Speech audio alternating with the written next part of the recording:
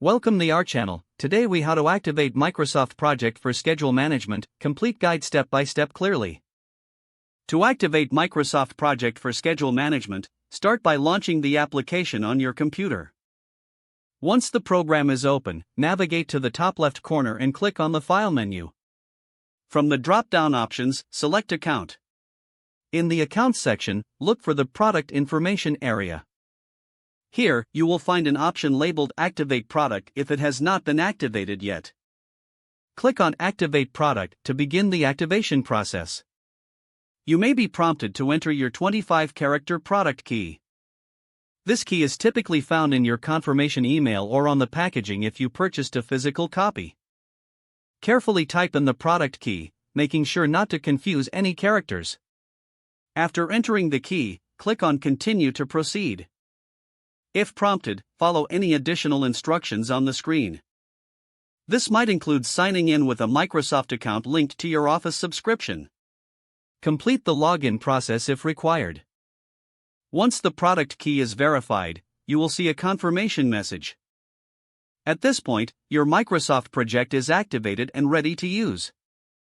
You can now access all features within the program for effective schedule management.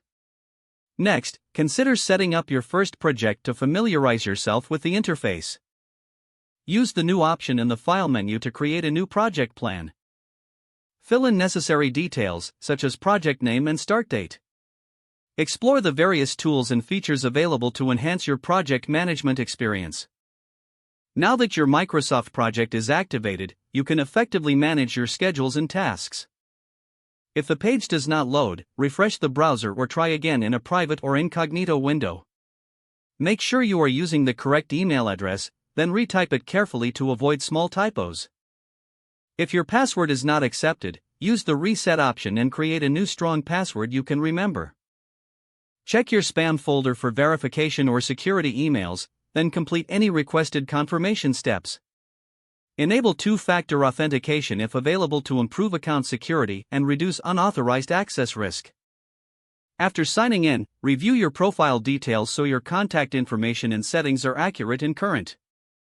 If you see an error message, note it down and try again after restarting your device and internet connection.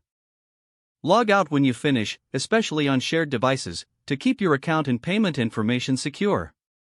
Don't forget to like this video and subscribe to our channel for more step-by-step tech guides.